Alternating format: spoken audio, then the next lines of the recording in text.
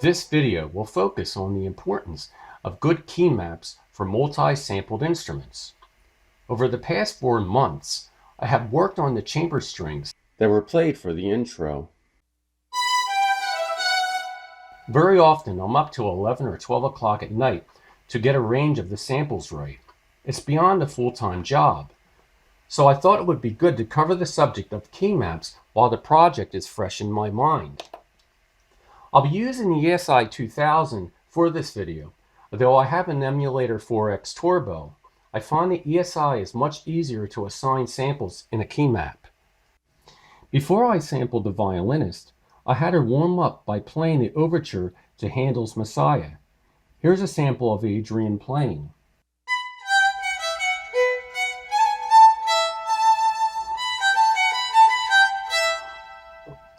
I used the piece as a reference for the articulations that she would play when I recorded samples. Some of the samples in the solo violin layer of the chamber strings were actually taken of her playing the overture. I seriously doubt that sample libraries and sample strings found on keyboards were created this way.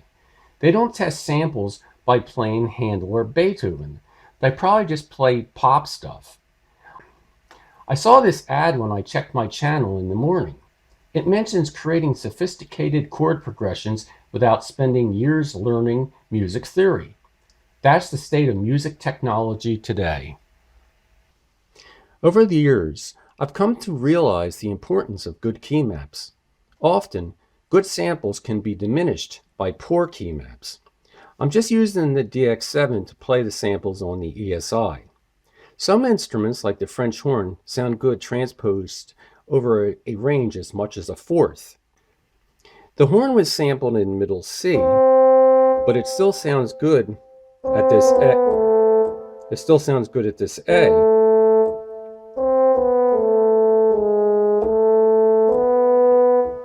And it even sounds good up, say, to this D.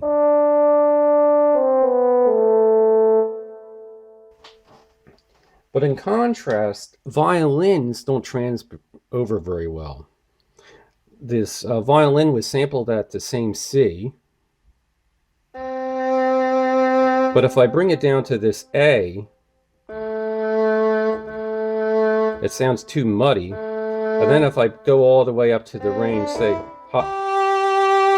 the vibrato speeds up when I play the higher pitches. So it sounds like a chipmunk. How about lamb chop hot? I like the hot potato polka. I want lima bean blues. So instruments with vibrato should only be transposed up or down a half step. But assembly instruments can sound good sampled and transposed over a range as much as a fifth. These were strings were sampled on this G, but they sound good down to F, and you can even use them up to this C, even though I have a sample for that range.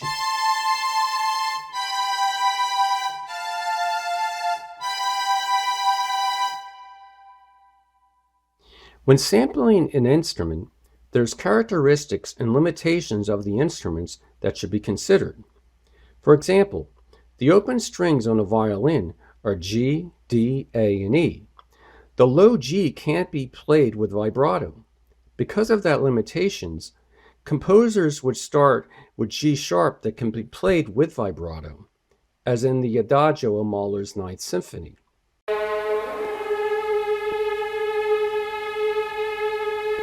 Here's another piece that starts on the same G sharp, the second movement of Saint-Saëns' Organ Symphony.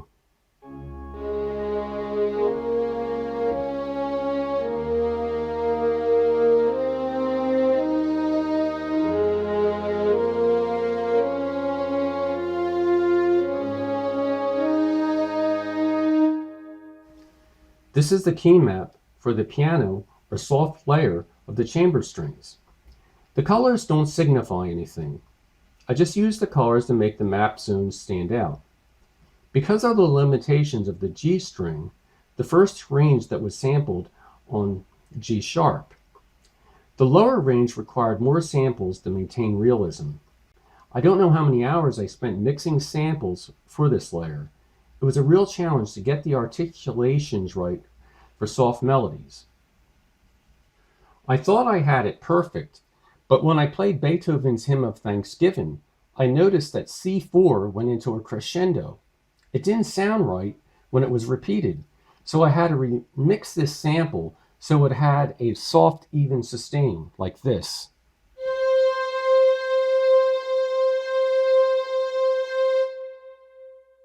This is the mezzo forte, or moderately loud layer of the chamber strings. Less samples were used for this Keymap. Because of the limited amount of RAM of vintage samples, I've made an art of fitting the most amount of information into a sample, so that a sample will be versatile for playing different phrases. Very often the attacks are too harsh, so I spent hours editing to get the attacks that are good for staccato, but not too harsh.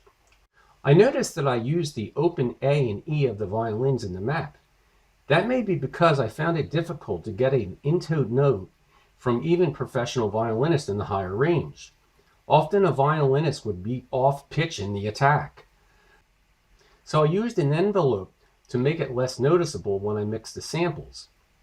Because of the mixing of the samples, the soft and mezzo forte layers are more like 4 or 5 layers of violin samples. The third layer is the solo staccato violin layer. This is the layer with the most samples. I sampled Adrian playing the steps of the white keys, with the Handel overture as a reference of how she would articulate the notes. This layer makes the patch sound real because of the crossing of the keymaps. Although there is only one sample for the range of F to A, the solo violin layer really makes it sound alive. Since the samples are less than half a second long, they don't take that much memory. So this method is ideal for working with the limited RAM of vintage samplers. This is from the documentation of the solo strings of Peter Sedlacek's orchestral samples. The solo violin was sampled in the same intervals for all the articulations. The possibility of crossing key maps was not in mind when the samples were made. The intervals are just assigned to 4 pitches across the octave. It was like a standardized procedure of a corporation. No wonder the samples sound dead. The first sample starts on G, which can't be played with vibrato. And here's the 3 key maps together of the chamber strings. You can see the points where the key maps cross. By assigning a different velocity response to each layer, the patch is dynamic as a string section. I'll end by showing how to improve the key map of the Maricato cello from the EMU library. The cellos have a harsh attack, but that can be fixed by assigning velocity to slow the attack. So we'll go into dynamic processing and then velocity 2. And actually I already did this, but yeah, this will slow the attack down by bringing it up to this. So now it slows the attack. But also, I think that this range is too harsh of the B and C because it's a lower A that's assigned to that.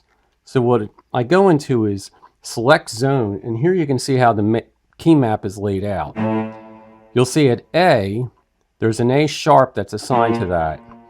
But this B and C, I think would sound better if I assigned a D that's above it to that range. So what I do is I go into dynamic setup, or of course I selected B and C. And instead of having this A assigned to that range, I assign this D to that range and then set the original key, of course, up to D. So I think that sounds warmer and has a better tone than that A being transposed up. Because as I said, as a rule of thumb, samples tend to sound better when they're transposed down.